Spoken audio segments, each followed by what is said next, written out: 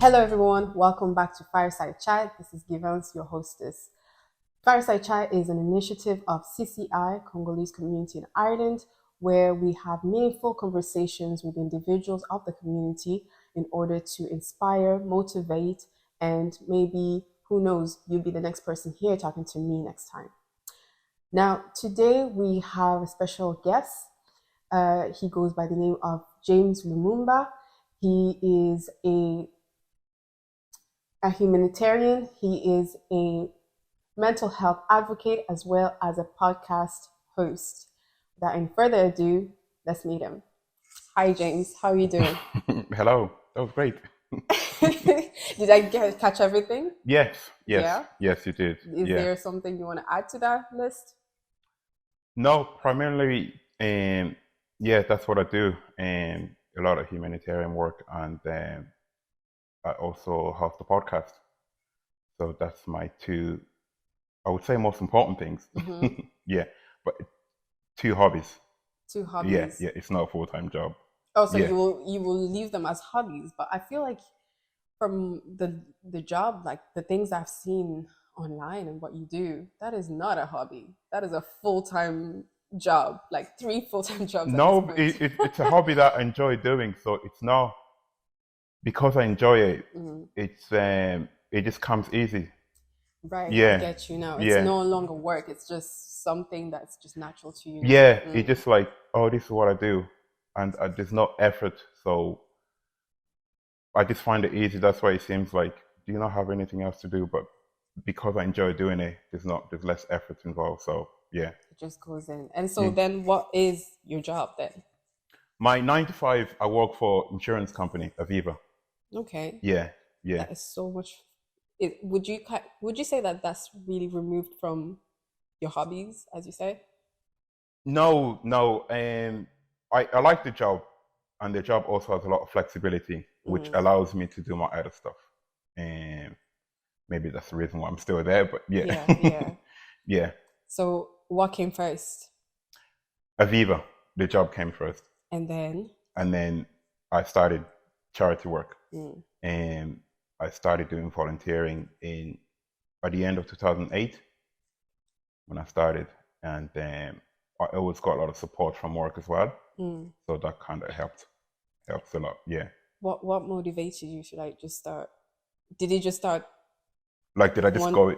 like to start volunteering? You know, some people just do it because it's part of a job description. You have to do it as part of your job. Some people do it because it's school. But how did you start doing? Did you have that want to help out? I know it's kind of controversial to say. I know I didn't want to help out, but you No, get what I mean. I've always basically, like, I was kind of raised to help people. Mm, I was kind of raised to kind of take care of people, and that would be my background.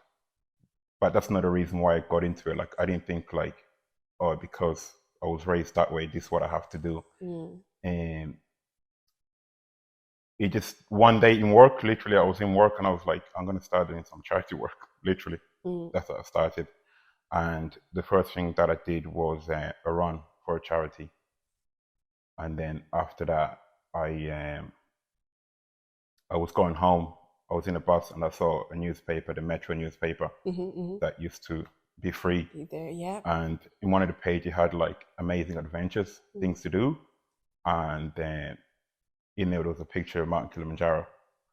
And at the time, I didn't really know much about Kilimanjaro. I didn't know much about Where it. was or what? Yeah, yeah. And I remember I just rang one of my friends. I was like, do you know anything about Kilimanjaro? He was like, I wouldn't go there anyway. And I was like, yeah, I'm gonna go. Just like that. Yeah, I'm Yeah, going. yeah. I think over the years, I tend to, like, whenever I have an idea, I have to do something about it straight away because I know if I sit on it for too long, I will talk myself out of it. It's so funny you say that because usually they say sleep on it. If you're still thinking about it tomorrow, do it. But you're saying no, you have to do something then and there. Sleep on a big decision, like, am I winning? Like, I have a lot of money to spend. What do I want to spend it on? But for me, it's been like, okay, I want to do this.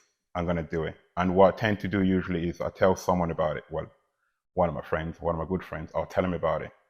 And then once I tell someone about it, it's like, I have to do this now. You have to do it. Yeah, yeah. Not at all. I have to do it, but I just like to do it. You give yourself that, it's like an accountability Yeah, thing. yeah, You yeah. have to now hold to your words. Yeah, because like Yeah. if I get an idea and then I'm sitting on an idea like a week later, other things will come up. And I just, yeah. And so then the early, I guess, volunteering, I'm gonna call it gigs. Yeah. What? How did it? Yeah. What sector were they? Like what So I started nature were off, these at? like I said, my first thing that I did was the Kilimanjaro trip. And when I came back from it, I decided to continue doing volunteering because I really enjoyed it. But I wanted to help small charities because I like to help the small people. Yeah, yeah. And then I decided that I want to start doing events because I knew there was a lot of people that wanted to help out, but they didn't know how. So I just figured if I host an event, I can get more people to get involved with charities. Like any charities, or do you had like a specific sector? You know, sometimes it's like you're just working for kids charity, or you're working just for recovering alcoholics or whatever addiction or whatnot. Did you have a No, place, or it was no, I just open didn't. to everybody? And how I started, the first thing I started was I was literally had a directory, and I used to ring charities Oh, to see okay. if they wanted me to run events for them. And Is that like a yellow page thing? You're like yeah, opening your yellow page, like let me yeah, call. it's like hello. But yeah, no, I used to ring charities and be like, oh, just introduce myself and just say I want to help raise money for your charity. Oh, And but I always look for small charities because the big charities get a lot of they're just donations. already out there. Yeah, Yeah. yeah. So I wasn't picking charities based on my experience. I was just picking a charity that I felt good with. Yes. You know, like Yeah. how the conversation goes. And because I was every year I would dedicate like 6 months to doing things for them. So it was important that I had a good charity. Yeah. And every year I would help one charity and then the following year I'll move on to the next charity. Okay. Yeah, yeah. And that's a system you've made for yourself. Yeah, it's just something that I decided. I didn't want to stay with one charity, not for any particular reason, but I just wanted to help Yeah. as many as I can. Rather than stay in one place, you Yeah, just. I guess it makes sense. You know, it's like your contract. I've never actually heard of that, where you're in a way contracted to a charity for a short stint and then you move on.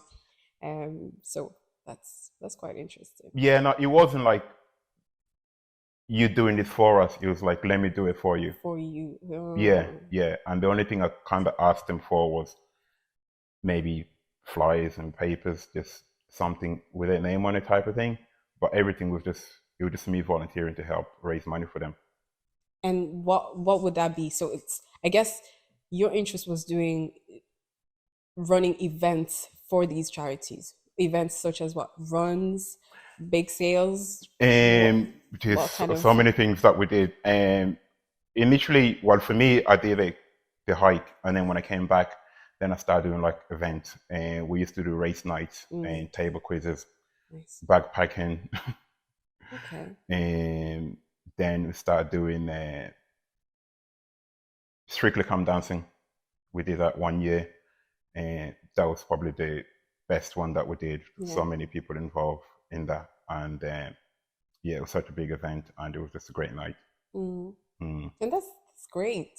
Where was I? Why did I not get a invitation Invitation. for this Strictly Come Dancing? I know I can dance. So Um, I don't know. What do you get? It was open to everyone. It was open to well, I everyone didn't to. get the memo. I mean, you forgot me. No, I wasn't. I literally, whenever I was doing an event, like I just put it up on Facebook and look for people because um, I knew a lot of people wanted to help, and I just figured if I can make it easier for them, they will do the work. And what's then the reaction you get from these charities when they get a call from you like, "Hi, I'm James, and I want to help you." a couple of charities were kind of like they didn't really understand. It's like okay, and overall was good. The reaction was good because they need people to support them, you know. So in general, the reaction was always positive, and it wasn't like, oh no, we're okay, you know. And I tend to build relationship with these charities, like, because when I'm doing the work, like, I want to do it like properly, Exactly. you know. You So I don't go want to do and it half. yeah, because I want to invest. Like, I don't want to just be like, oh, let me help you, but I'll help you when I'm ready. It's like, Yeah. yeah, it's like I'll go have meetings with them and have a chat with them, and just to kind of know the people, because I think it builds that relationship and it makes it easier. Yeah. Yeah. And what are these kind of qualities I suppose you have to possess, like, to To be do real? that. Yeah, because yes, it is in the business of helping out charities, but of course there's always some kind of times where it's like a bit, it's not a bit of friction going on, whether it's you and the charity themselves or people, or where you find that it's tough going, those things. What kind of skills can you, I suppose, tell someone who For wants to do me, this? what How do you helped me deal with it? most was, um, the charities that I worked with were very good people. That always helps. And the group of friends that I have, and they all really get involved, and mainly because I kind of I don't make them do it, but yeah. But you do. But I ask nicely, and I have a good group of friends that it's like, okay, like the kind of support whatever it is I'm doing, and that just makes it so much easier for me. So in terms of things becoming difficult, I never really had that issue, because it was almost like, oh, James is doing this, let me help you, you know. So everyone just kind of came together, and so I never had any kind of big issues. It was just like, once I decided what I was doing, I'd just tell people like, this is what I'm doing. You want to get involved? And then how can I make it easier for you? And then ring you every day, be like, do you get that done for me yet? And then just goes forward from that. And in your years of working with all the different charities, I suppose, what's the trend? Have you noticed a trend within charities or organizations? What kind of future do you see within that? And in terms of trend, because I've always worked with small charities, in a way, they get little funding, and honestly, I can't see that changing anytime soon.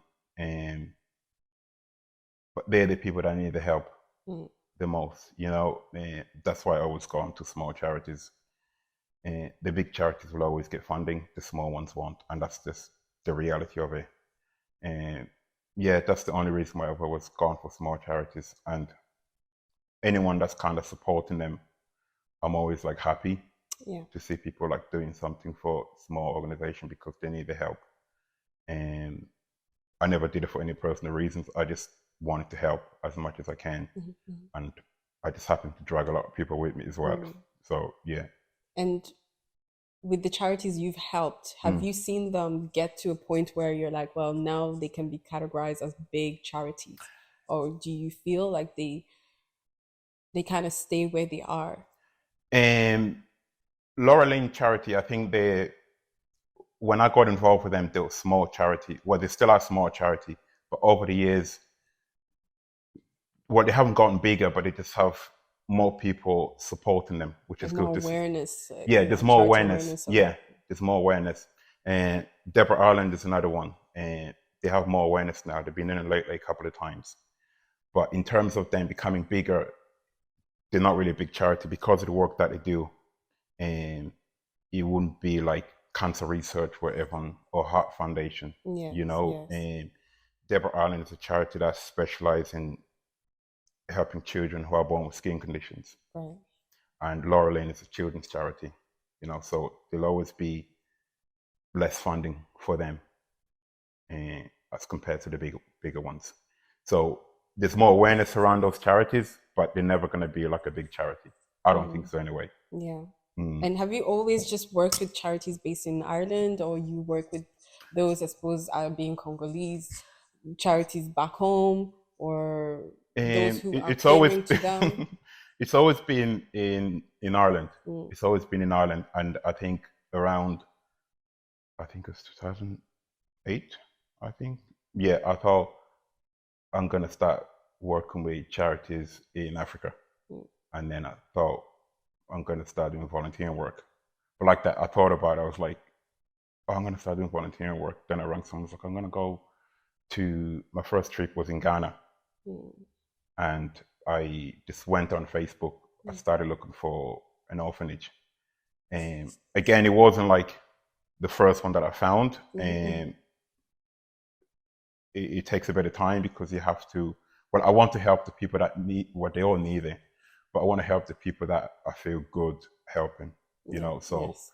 I do email quite a lot of them, and unfortunately, I always just end up picking the one that I feel like, oh, I want to go and help these. Yeah. And yeah, that was the first time, and I went to Ghana volunteering at an orphanage, and that was when I kind of started spreading outside of Ireland.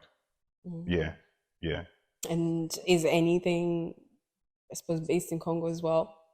yeah, yeah. I've been I started in Ghana, then in Congo, and then last year I was in Kenya. And but I'm more involved in Congo because I send them items, and twice a year we send boxes of clothes and food and stuff like that to children. That's very And cool. And only children, like you deal mostly with children. yeah, I Yeah. only deal with orphanages. Okay. Yeah. Yeah, I only deal with children's charity, and not for any particular reason. I just kind Just of it's your ministry, I guess, or as they say. yeah, yeah. I always with children. I don't know. I don't know. I just feel like I can relate. Not I can relate to them because I'm not a child, but I Well, feel you their were pain. once. You were Mm, once. I So in feel a their way, you can pain a lot relate. more, Mm. because I just don't understand how can someone have a kid and not want to have a kid, as in Mm. have a child and give them away. And there's various reasons behind it, but it's not up to me to understand it. But I just don't understand someone being given up. You know?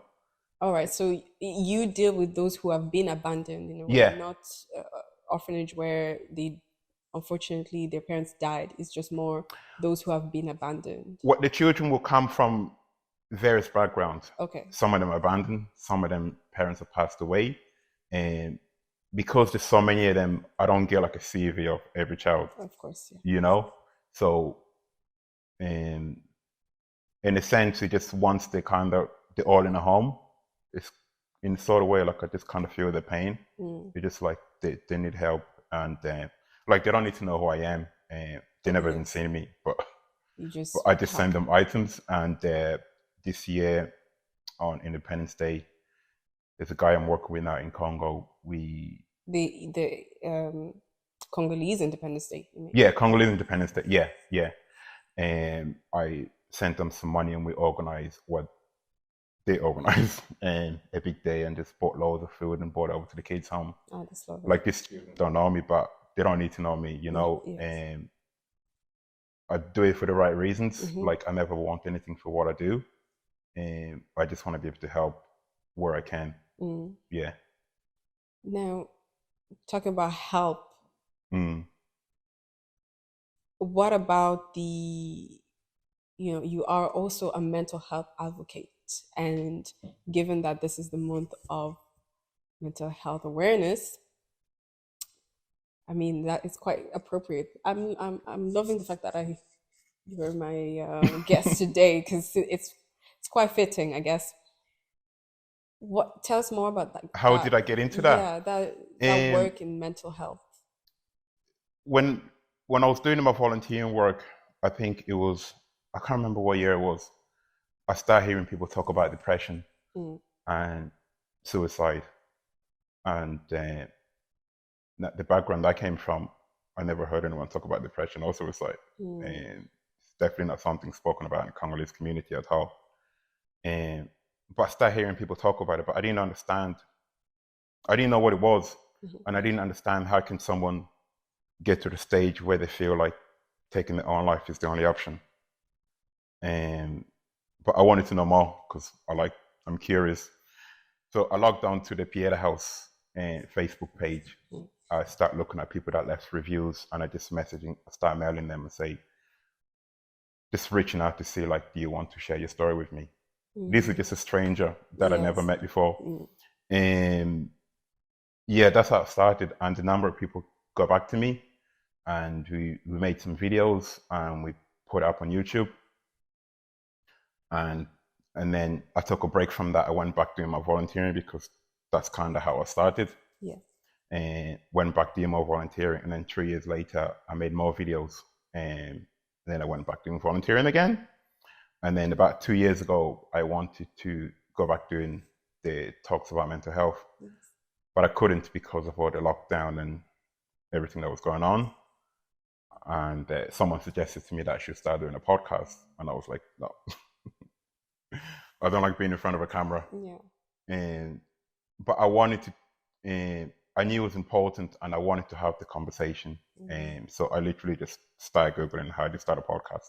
Wow. Yeah. And that's how the third, your third title came about. Yeah. Podcast host. Yeah. I literally how do you start a podcast? And I spent about 6 weeks researching the right platform because I didn't know how to edit things. Yeah. And I had to learn.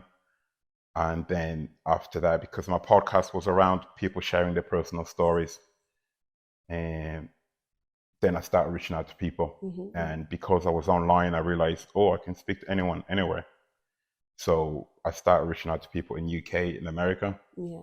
And most of my guests I've actually spoken to are not in Ireland. Wow. Yeah, yeah.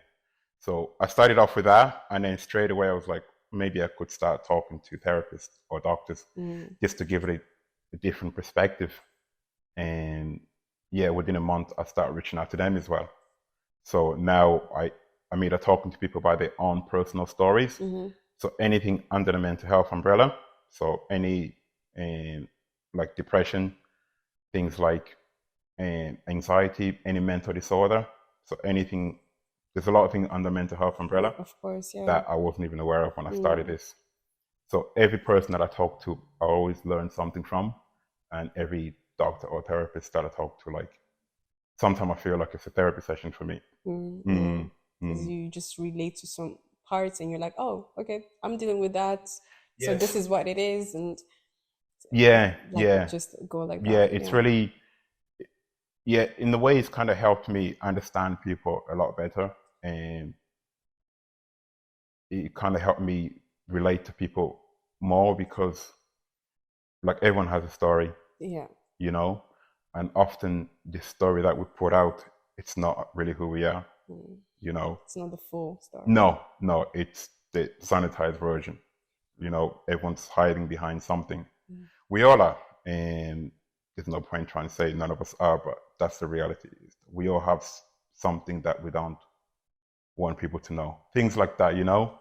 And that's why I like people. That's why I like to get in touch with people that want to share their story, people that have gone through an episode or a chapter of their life and they're happy to share it. And yeah, it's really rewarding. As tough as it is, it's really rewarding. Yeah. And with mental health, you work within the mental health section or sector. Do you feel like you've met a lot of Congolese people who have been interested in your work as well? Because I feel like that's a very serious conversation that we need to have within our community as well, our Congolese community. Not everybody's really like knowledgeable in the different things that are within the mental health. And again, you can just see how someone's reacting and what you see in front of you. Like you said, it's not the full story. There's something that happened, whatever it is, that is causing these reactions.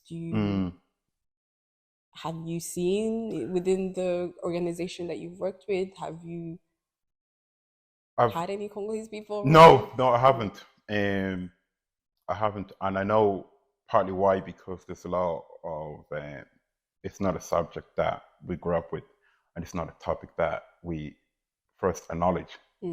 And just the way we were parented and how the culture is, mental health is still a big like no, you know. And so it's very difficult for someone that's going through something to speak about it because they don't know what it is. And the parenting that we had, it's no one's fault. They didn't know what it was. So a lot of it is just trauma being passed down. But because we don't acknowledge the trauma, we just think it's the way people are. And like there's a lot of trauma in the Congolese community. Like trauma is a big word, but there's a lot of trauma there. But because our parents never spoke about it, we're not going to speak about it, because if you bring it up to your parents, they're going to think you're reprimanded for that. Yeah, you know, it's like, and there's a lot, because the culture, there's a lot of people that involve, say, in a church. So for someone that's a regular churchgoer, I think for them to have mental health, it's always looked at like you're doing something wrong, or your faith is not strong enough. But it's totally different things. Tell us more like about that. Like, if you can break down in a few words for, I suppose, a parent, a Congolese parent who's watching, to kind of educate someone out there who don't know about mental health, what would you say? It's real, and there's a lot of depression. There's a lot of anxiety, and there's a lot of stress. In terms of any advice, because we don't acknowledge it, it's hard to give someone advice. So the first conversation should be that first of all, how we relate to each other has to change. And we're so quick to pass judgment without knowing anything about someone. Like for a parent, the child could be going through something, because they're not aware of that he could be struggling with some mental disorder or something. It doesn't have to be mental disorder, it could be struggling with something. The parenting that we had is so quick to punish the person instead of finding out what's the matter with the person. You know, and I know from my own experience anyway, we have this perception that we have to have it together, and that's false. And for parents, it's almost like they feel like if you don't have it together, that is something wrong with you. And but that's never the case. You know, someone could be going through something that you're not aware of, but because you're not aware of it, we're so quick to pass judgment instead of sitting down and talking. I think the big thing is allowing people to talk about what they think, not just what they think, but how they feel. Now that's challenging, because if someone's feeling bad, you don't really want to hear about it. You know, it's like, oh, I'm not in the mood for that. Yeah. But we have to get comfortable with that, because that's the only way. Now, you don't have to go into heavy stuff. You know, it can just be something small, and someone's having a bad day, talk to them, you know, instead of just assuming. And we do a lot of assuming as well. And the only way to kind of help break that stigma is by starting conversations. And I know it's definitely not easy. It's challenging, especially for generation of people that still don't like the idea of mental health, or someone could be struggling. But there's a lot of people struggling. We're just struggling in silence. And the only way to kind of get past that is to start having the uncomfortable conversation that we don't like to have. It doesn't have to be like an hour, like 5-10 minutes. But once that, especially for children, once that door is open, they know they can come through and talk to you. parents have to kind of open that door, because it's not really up to children to do that. Like, you have to make it okay for them to come through, because otherwise, if they come through it and you push them back, they're not going to come again. Yeah, I think that's another challenge, because a parent can say, "We can come talk to me," but the reality is, you will say something, and then it's like, "Hey, no, Yeah, it's like, okay, I guess I shouldn't have said that." No, you're going back into your shell. yeah. So, what do parents have to do in order to foster that environment of open conversation, open dialogue between children, them and their children? And a lot of that will start with, now this is very difficult. It has to start with yourself. And the reason why I say it's difficult, because no one wants to look at themselves in that sort of way. We only want to focus on the good. Mm. You have to start with yourself before you can bring someone else in. If you're bringing something to me that's uncomfortable, I'm going to push it away because I don't like it. Mm-hmm. But if I'm comfortable with my own stuff, I just say stuff, then I'll be more open to hear what you have to say. So, like, each person has to start with their own stuff, being honest with themselves, how they actually feel, not so much how they think. Because until you're comfortable with your own mess, which is not the right word to use, you're not going to be comfortable with someone else's.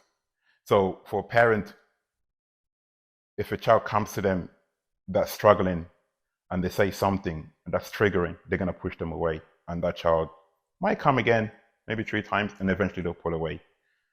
But if I start looking at my own self honestly,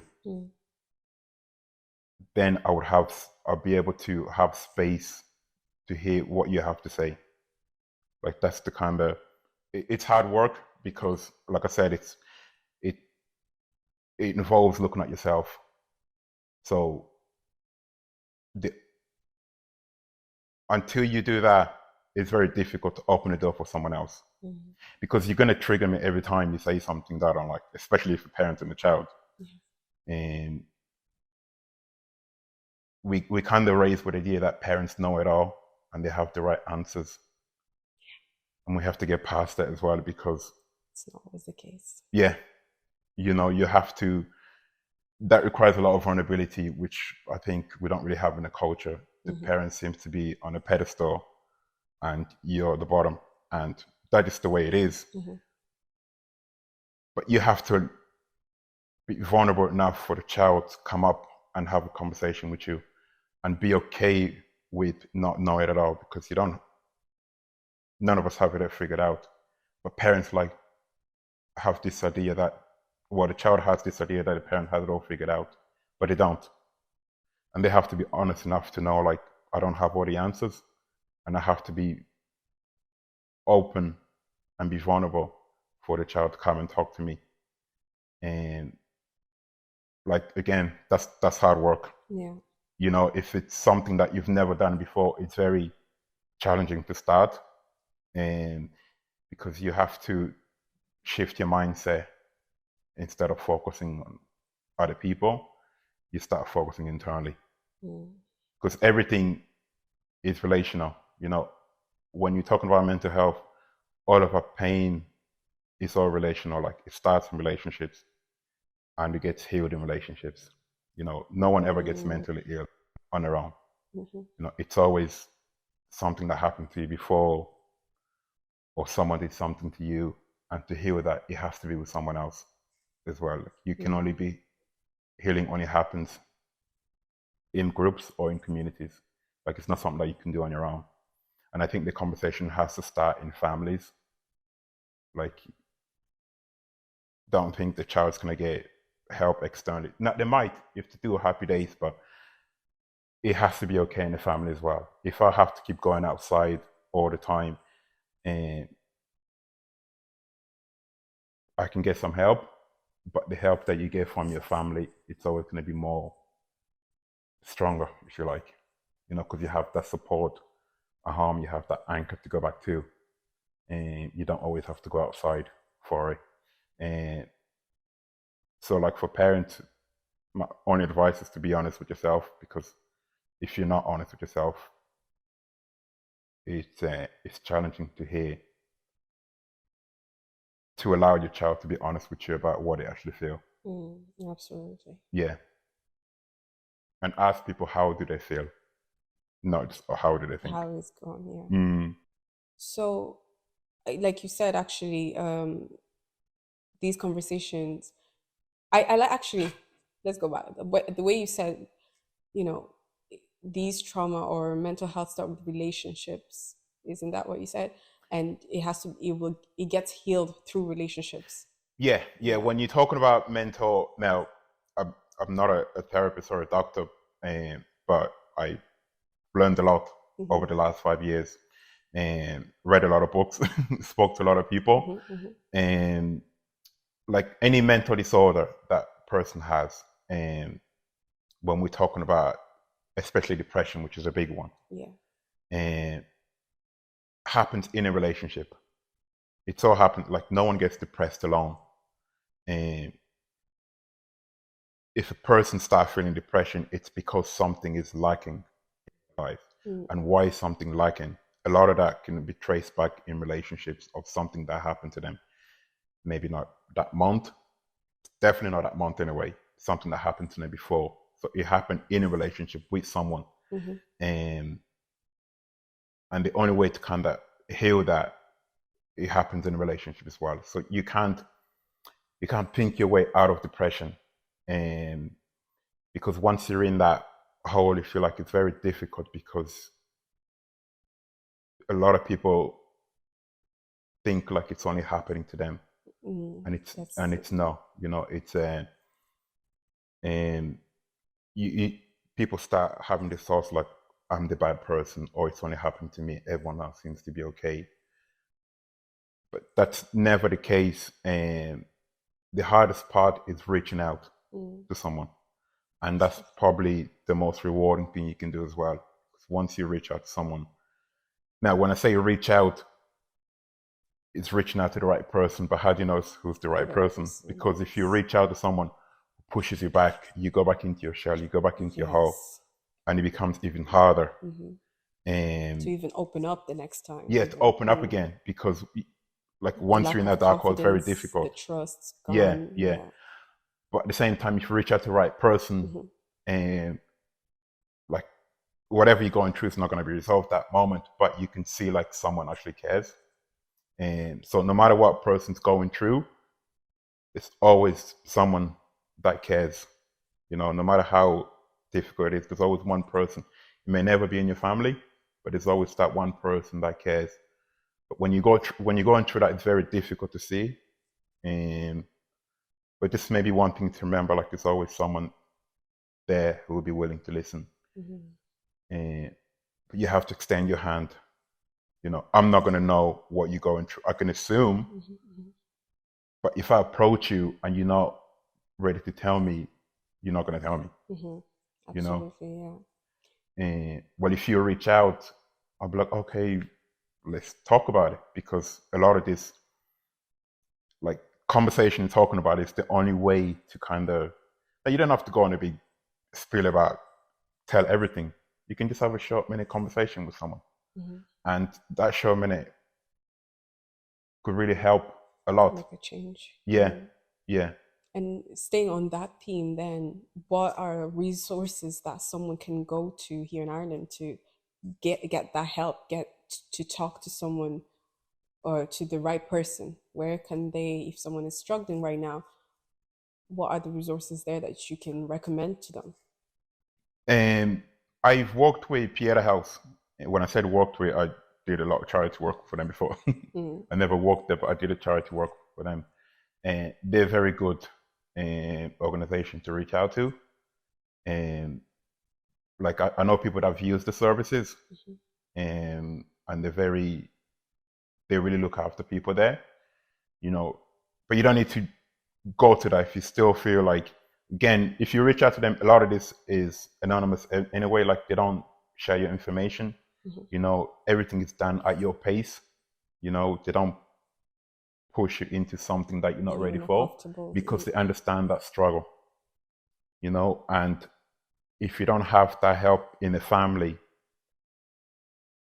and even talk to someone that's close to the family, but again, do you trust them to talk to them? Like, is this person welcoming? Like, are they gonna shame you? Because that's the worst thing can happen, especially for like a child or a teenager, even a young adult. So there's always someone that like cares enough about you to listen. And I think if you reach out first, and there will always be someone there. And if there's no one around, like, you can always ring. I always recommend Pierre House, because I know people that have used the services, and a lot of people got better from it. Again, it's just about making that initial step, and then someone else will make the next step, and then you start moving slowly. And like, none of this is resolved overnight or in a month's time, because you're dealing with a person's mind. And when you're dealing with a person's mind, there's a lot of back and forth. It's like those active actions you take, like every small everything.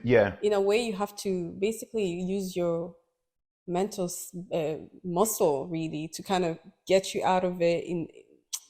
That's the wrong word, get you out of it, but like to get you to a place where you want to take that first step. That's what I mean. See, the challenge is, if you, like, say you reach out, you get in contact with someone, and you start like, you have a meeting with someone, and you go through that chat, I don't know, an hour, 45 minutes it is, and you might feel good or you might not feel good, but because you've been in a, say, depressed state for so long, your mind will try and drag you back down again. That's the challenge. It's like, do you want to go again? It's like, oh, this has happened. And then you start doing the self-talk. And then you start picking holes of things that's not wrong. And then it's very difficult to slide back down. So you just have to keep going again. Now, I make it sound easy, but it's difficult. But if you go one time, you go second time, you go 3 times. Over time, that voice will get quieter. But because, see, the thing with the brain is, the brain always wants you to do what feels safe, what feels safe. So even if it's wrong, once you're alive, it doesn't matter. That's like the brain's job, to keep you alive, not to make you happy or anything like that. So once you're alive, and the brain's doing its job, so it's always trying to pull you back down to what it's familiar with. So it takes a lot of courage to keep going. And then eventually you start seeing the light, and all of a sudden, like, one day, you might start having a different outlook in life. But it is challenging, but it's worth, and there's always someone there like that. Really, even reach out to me online. And where can we reach you? My Instagram is I am James Lumumba, and my podcast, it's called Don't Be Afraid to Talk. Literally, don't be afraid to talk. Exactly, it's in the name. And you do talk about a lot of categories, actually, on that podcast. You talk about parenting, you talk about all different aspects of mental illness or mental health. You have categories for everything. What can you tell us a few categories that you speak about on the podcast? I've covered so many, and every 5 that comes at the top of your head. I was doing a recording yesterday, and we were talking about it's called emotional focus therapy. And this is where I give a quick summary. This is where a couple go into a therapy, and the focus is on emotions, not just cognitive. Right. So that was very interesting. That's in where would one look for something like that? Where would one seek for help in that regard? So how do you know you need to do the work? So this is like, so it's say 2 people in a relationship that's going through turmoil, for example, ups and down, and when they reach a stage where they're like, oh, we need therapy, I think people should be in therapy throughout their relationship anyway, not just wait until something Yeah, happens. because when you wait, that means it's been compounded. Well, if you're going regularly, not regularly, but just, I don't know, every so often, before things go crazy, Yeah. you kind of have the tools to go through challenging times, but we tend to wait until things go bad, and then start seeking therapy. And the thing with the emotional focus therapy, which I was talking about, a lot of it's based on how the person feels. So if we go into therapy, for example, and I start talking about something that you did, he would ask you, how do you feel when I say this? And you're trying to follow that feeling. So it's more around how you feel, not so much what I'm saying, because essentially what couples argue about is not really the reason why they're arguing. It's the feeling that whatever Yeah, happened is yeah, giving each one of them. And yeah. each person is just focusing on myself, but it's like making yourself aware going within you, isn't it? See, let's use the fight analogy, for example. Say we argue about you not doing the dishes, for example, right? Okay. And we constantly argue about that. That's the reason why we're arguing, but that's not what's causing the argument. Cause of the argument could be that when I tell you to do something, you don't do it, I feel disrespected. But I don't have that language. I just think that you're ignoring what I'm saying. Does that make sense? Yeah, it makes Yeah, total sense. yeah. Yeah. So when we go to therapy, it's like, I keep telling you to do this, you're not doing it. Then how do I feel when you don't do what I tell you to feel? I feel disrespected. Okay, why do I feel disrespected? And just follow that Yeah, trigger. yeah. And the child can bring you anywhere, which is great. No, Yeah. I think these are fascinating in conversations to have. Absolutely, definitely check out the podcast, which is "Do Not Be Afraid to Don't be Talk." afraid to talk. Don't be afraid to talk. Yeah, Sorry, I yeah. was like, "Do not Don't, be." Like don't be afraid to I'm talk. using Yeah. the proper English here. Like, do not be afraid. Don't be afraid to talk. James has many categories of like different conversations, really, and they're There's a very good few fascinating. there. There's a good few there in parenting, which I recommend people to listen to, and listen to with an open mind. That's very important, because the people that I talk to are experts in what they do, and they give some examples for parenting. And when you hear it the first time, you might think, you always like, oh no, I don't do that. But that's the reality. Like, people don't do it. A lot of things that we do is unconscious, especially when it comes to parenting. And like, parenting is just something that we learn from what our parents learn. So we just kind of, no one has any instructions.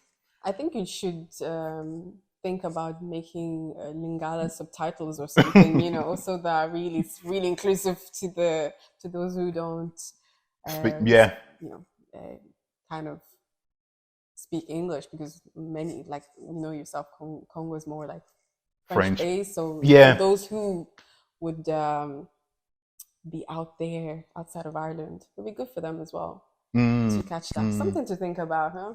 Yeah, no, definitely. Yeah, yeah. Listen, James, it was such a wonderful conversation. I really enjoyed this conversation, and I'm gonna go back and I'm gonna watch and listen to the podcast because there's so many things there. Is there last kind of, well, not really last words, but something you want to tell someone out there? 5 things how to manage their internal struggles right now. Someone watching this and wanting to know how to get out of whatever hole they're in. What would you say to them? And the hardest thing to do is being silent and being quiet with yourself. And couple of things I recommend is spend time with yourself. And like, don't spend time with yourself on your phone. Like, literally go for a walk. Spend time with yourself away from technology. And movement, learn to move. When I say move, I mean, well, Congolese people love to dance, so dance, or go for walks, things like that. And spend less, well, we are hooked with our phones, like, spend less time on your phone and try and spend time with people. Because we need to go back to knowing people rather than communicating on the phone, because the more we think we're communicating, but we're not, we're just responding. Get back to what people did 40 years ago, which is sit down and talk to people. And trying to spend time with yourself, because I think a lot of us are afraid to do that, but it's very rewarding. Because once you get quiet enough, the voices start coming in your head. Like, I have to, especially for people that like to do things. But eventually the voices get quiet. It's hard, but the more you spend time with yourself, the easier it is to manage your life. And I know it might sound crazy, but you get different sort of clarity the more time you spend yourself. Because if you're constantly moving, you don't have time to think. You think you're thinking, but you're just responding to life. You think you're thinking, but you're just responding to life. Yeah. But if you spend more time with yourself, new ideas also pop up. And go out in nature. I don't know, Congolese people like to do that. But go for walks. I know we definitely don't like to do it. But go for walks. I think you should organize a workshop for that. Go for walks. Time in nature is very good. And just go back to conversation. Like, I really enjoy talking to people. And away from like the social media aspect, and you actually get to know about people a lot more, because most of our friendship now is on the phone. You see now people go out for dinner and both of them are on the phones, and then say they had a great dinner, but the food might be nice, but they didn't really get to communicate. You don't really get to know a person until you spend time with them properly. So those are my advice. Thank you so much, James, for being here today.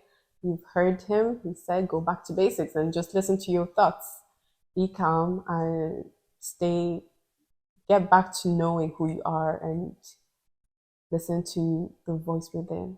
And that is very important. And if you're struggling with this, you can reach James on his Instagram.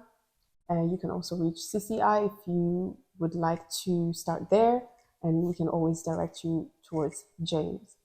Thank you so much for watching today's episode. Until next time, and bye-bye.